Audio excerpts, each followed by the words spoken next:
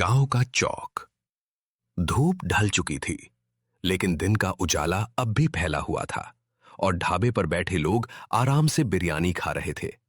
दम पर चढ़ी बिरयानी की हांडी से उठी खुशबू हवा में फैल रही थी और रामू अपनी थकी और कमजोर चाल के साथ धीरे धीरे ढाबे तक पहुंच जाता है।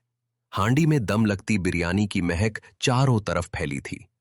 रामू लड़खड़ाते कदमों से ढाबे तक आया। काउंटर पर बैठे मालिक के पास जाकर रुकता है और हिम्मत जुटाकर बोलता है, भैया कोई काम मिल जाएगा क्या? मैं कुछ भी कर लूंगा, सुबह से कुछ नहीं खाया है। अगर काम दे दो तो बदले में थोड़ा खाना दे देना। उसे ऊपर से नीचे तक देखता है, जैसे उसकी हालत को समझने की कोशिश कर रहा हो। अभी कोई काम खाली नहीं है और वैसे भी यहां सब पैसों से ही चलता है, यूं ही कुछ नहीं मिलता। बात तो छोटी सी थी, मगर उसने अंदर तक चोट कर दी। मैं मुफ्त में नहीं मांग रहा, काम कर दूंगा, बस बदले में थोड़ा खाना दे देना। अरे समझ नहीं आता क्या? कह दिया ना काम नहीं है। हर रोज तुम्हारे जैसे लोग आते हैं। कुछ लोग उसे देखते हैं मगर बिना कुछ कहे खामोश हो जाते हैं। पास खड़ा महेश का नौकर मोहन ये सब देख रहा था। फिर वो धीरे से महेश के पास आता है और उससे कुछ कहता है। मालिक, एक प्लेट दे दीजिए, इससे आपका क्या ही नुकसान हो जाएगा। तू बस अपना काम कर, यहां समझदारी दिखाने की जरूरत नहीं है। उसकी आंखों में आंसू थे, लेकिन आवाज नहीं निकली। वो मुड़ता है और धीरे धीरे वहां से चला जाता है। जब भूख और अपमान एक साथ मिलते हैं तो इंसान अंदर ही अंदर टूटने लगता है। शाम ढल चुकी थी और गांव अब थोड़ा शांत हो गया था। रामू धीरे धीरे घर पहुंचता है और आज उसके चेहरे पर थकान से ज्यादा चोट साफ नजर आ रही थी। उसे देखते ही सब कुछ समझ जाती है। आ ही गए, काफी देर लगा दी। क्या हुआ, ढाबे पर काम मिला या आज भी कुछ हाथ नहीं आया? चुपचाप बैठ जाता है, कुछ देर खामोश रहता है और फिर धीरे से बोलता है, काम भी नहीं मिला और खाना भी नहीं। ऊपर से ऐसी बेइज्जती करके निकाल दिया जैसे मैं कोई इंसान ही नहीं हूं।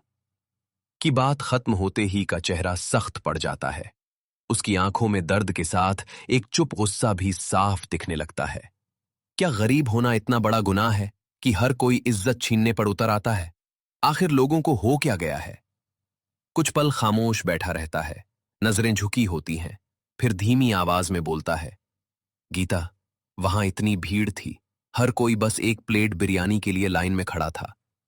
ये बात कहकर कुछ देर खामोश रहता है, फिर हिम्मत जुटाकर दोबारा बोलता है, यही ख्याल आ रहा था, अगर वो बना सकता है तो हम क्यों नहीं बना सकते?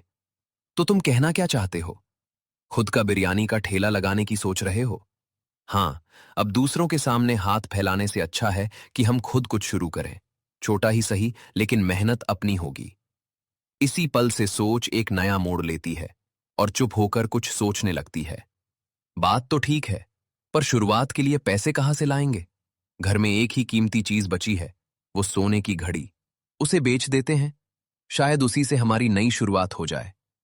ये सुनते ही चौंक जाती है, जैसे उसने ऐसी बात की उम्मीद ही नहीं की थी। वो सोने की घड़ी तुम्हारे पिताजी की याद है? क्या सच में उसे बेचने का सोच रहे हो? निशानी दिल में रहती है, चीजों में नहीं। अगर उससे हमारा काम शुरू हो सकता है तो वही सही है। सब ठीक है, लेकिन बनाना सीखना इतना आसान नहीं है। कहां से सीखोगे? अब तो हर चीज इंटरनेट पर मिलती है। वीडियो देखते देखते सीख जाएंगे। धीरे धीरे सब समझ में आ जाएगा।